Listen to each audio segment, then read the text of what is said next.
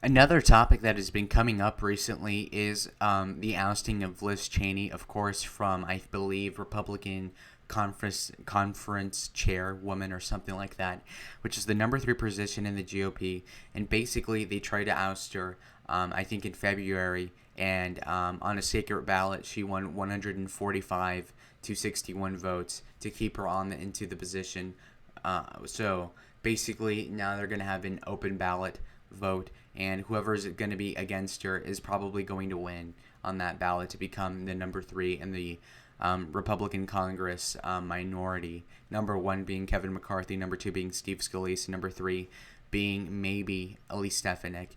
Now, these are one of the names that are being floated, and prominently so because Donald Trump endorsed her being the number three. Now, you may wonder why he did this, and personally, a lot of people are telling me, oh, she's a neocon, whatever, oh, she's moderate, oh, not good enough. Now, here's the thing. I want the farthest right-wing person that's electable to be number three. And if Elise Stefanik is the best we're going to get, then stop complaining about it. Okay, first of all. Second of all, if there was somebody that's more conservative than Elise Stefanik that Trump could have endorsed that would have had a good shot of winning, then I would have supported that person. I don't see that person, and Donald Trump has not mentioned anything, so what the fuck am I supposed to go on? Other than we have Liz Cheney on one side and Elise Stefanik on the other. Okay, and people say, well, she's a Taino. She'll say she's for Trump, but she'll vote for this, or she's weak on immigration, and guess what? That's still better than Liz Cheney. And so fucking what? Oh, Numbers USA has her like marginally worse on certain issues, and okay, and the whole point of the number three position of the person is to be talking about the political issues at hand, right? So if you have the number three person in Congress counter-signaling the former president, that very clearly hurts our agenda. Whereas if we have somebody who's mediocre on the issues but doesn't attack Trump and even kisses his ass occasionally, that's going to be a good help, or at least a great, it'll ameliorate what's going on in the Congress and how lackluster our bench is right now. Okay, so first of all, stop bitching. Okay, and I'm telling you, people, if you're a paleocon on Twitter, stop spurging, stop purity spiraling. Okay, the same people that say conservatives conserve nothing won't call Bruce Jenner for what he is, a mentally ill man. Okay, first of all, or that might be the third of all. Fuck it, whatever. Anyways, she has a new dynamic going on. She's pledging to only be the number three until after 2022, which is interesting because she might be redistricted and killed politically in Congress in New York. And what is she going to run for in New York other than Congress? Nothing, basically. She's going to lose. So it's not looking good. This might be like the most power she'll ever get in her entire life. Think about it. Kind of interesting. Now, she voted to object to the election, but then took back the vote, I think, after the riot. So she's mediocre on that issue. As well as she did not vote to impeach, so she's not that bad, okay? Now, the House Freedom Caucus has aired their grievances on a call, right? So we do have the far right of the Republican Party complaining, which is good, sort of. But still, I mean, what are we going to get? You know, the Freedom Caucus has helped in the past stop amnesty, but at the same time, they did screw us on Obamacare repeal. They did screw us on certain parts of the budget early on in Trump's term. So I do feel as if, again, they could be hurting us, right? So if Stefanik is going to be the person, then dragging our heels for her to be the person is not going to be a good idea. Like, why bitch about it if she's going to be the next number three person in the Congress? I don't understand. Okay, so let's read on. Several other Republicans have floated for conference chair position at some point, including Jim Banks and Mike Johnson of Louisiana. Look, both of those guys I believe are better than Stefanik, but are they actually putting out their neck to become the conference chair? Does Trump even know that? Is Trump? I mean, yes, I would rather Trump endorse either of these people, but would they win? Would they win the majority of the Republican caucus in order to become the number three? I'm not sure. So, also we have Representative Virginia Fox, which sounds like a black girl name, but it's actually an old white lady in North Carolina, I believe, who is going to make the resolution to get rid of Cheney out of the leadership and have that vote. So that's going to happen, and that vote will happen on Wednesday in the morning, right? So that's going to be, I think, on the, would it be 8th, 9th, 10th, 11th? Yeah, so the 12th of May, perhaps, would be when we will see whether or not Cheney gets ousted. And Cheney is doubling down, by the way. She's not walking back any of the criticisms about the president, talking about the prior election and being all cringe about it.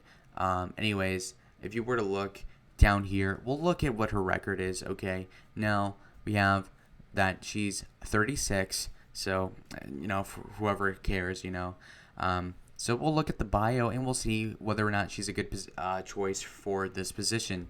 And again, if she's saying that she's only going to serve a couple of years, okay, this isn't going to be a big difference anyway. So we have her parents owned a plywood distributor, okay, whatever. She's of Czech and Italian descent, don't care.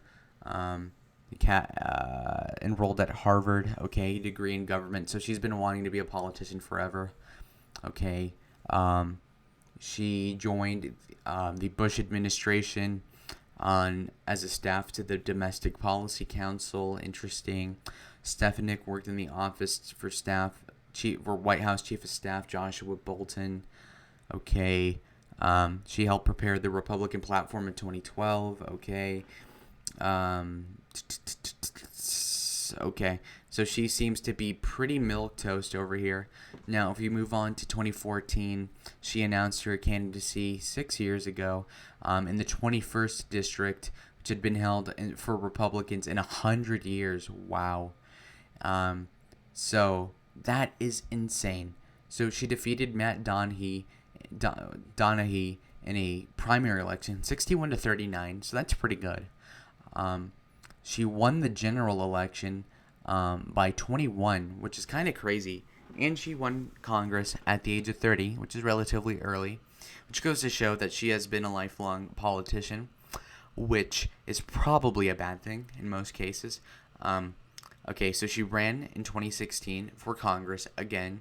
She said she supported Trump after he won the primary. So not before. So she's not based, but the people that endorse Trump after he won the primary but before the general election are generally, in my opinion, acceptable. Now, they're not great, but they're okay, and that still puts her in a better position than J.D. Vance, by the way. Because J.D. Vance voted for Mick Muffin. Yeah, Mick Muffin. Remember that guy, the Mormon CIA agent? Yeah, so she's running for Congress. So I think she should be in her third or fourth term. Okay, in early 2021, Liz Cheney supported the second impeachment of Trump. Stefanik, blah, blah, blah, blah, blah. So on May 6th, she showed up on Steve Bannon's show, and Steve Bannon is endorsing her, which is interesting. That's usually a good sign. But again, Steve Bannon has his own quirks. Don't ask about what he did in Florida in the 2000s, because that shit it's a little risque. Now, we'll see what her positions are on politics. Now, she is pro-life, which is good. She opposes taxpayer funding for abortion, which is the bare minimum. Okay, whatever. Economy, she voted for the Keystone Pipeline. All right, and she voted against the tax cuts. Now, why is that the case?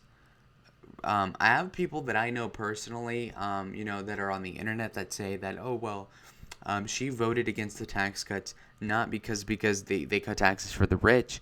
It's because she was looking for the SALT deduction to not be taken out of the New York taxpayers tool set.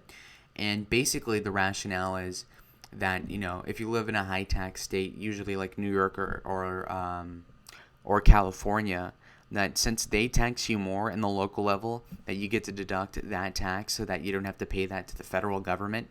So inherently what that does is that the federal government subsidizes the high tax Democrat policies of the big cities, of the coastal elite areas, and therefore if you're a Republican, in New York, you would want to shield your taxpayers from paying more indirectly because of people like Cuomo, people like his father Cuomo as well, big tax liberals, okay? So it makes complete political sense for her to vote against the Tax Cut Jobs Act.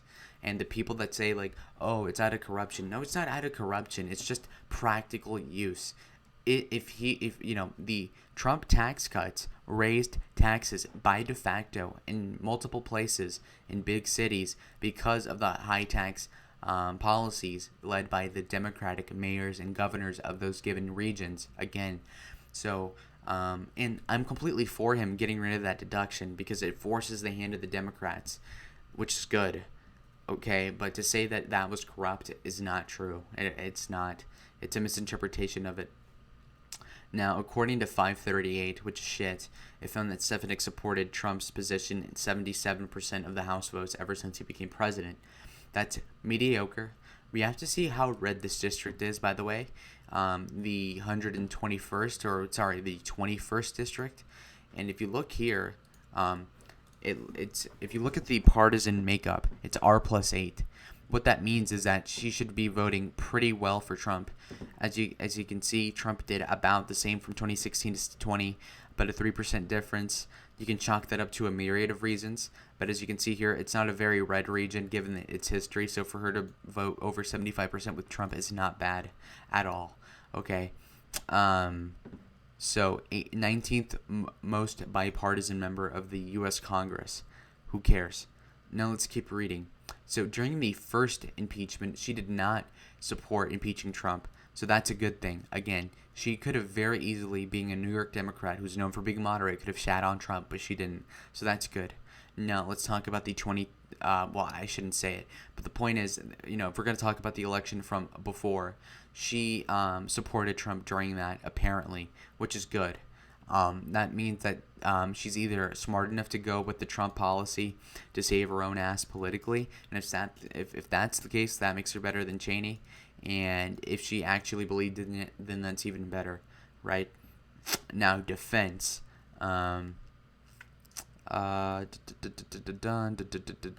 Okay, she was against the Republican-supported, more or less, sequestration of 2013 because it cut funding for Fort Drum in New York. Okay, why? Because the sequestration randomly, sort of, just cut military spending as well as a lot of other things to avoid going over the debt ceiling because the Republicans and the Democrats at the time couldn't meet a deal on the budget. And because of that, we saw people that are pragmatists say, well, I'm against the sequestration. That is good for the country by and large because it doesn't represent my district well. It'll hurt the district. It'll defund the military fort that we have in my district, which is why Stefanik was against that, even though in principle she would be for it. That's why she voted against the tax cut, even though in principle she should be for it. So again, she's willing to violate principle for political gain, which means that if Trump is in power, then her political gain would be found in helping Trump. And if she helps Trump, then that benefits the America First movement. So we're looking pretty good here, okay? Now on the environment, she's pretty cringe on the environment. That's not good. That's one thing. That's one blemish. That's completely fucking pointless. The environment stuff is mostly bad. On healthcare, she voted to repeal Obamacare, which is a good thing. Okay, now on immigration, she opposed the Muslim ban, which is cringe. But again, she's not in a super red district, so that makes sense. She voted against the DREAM Act, which is pretty good. Let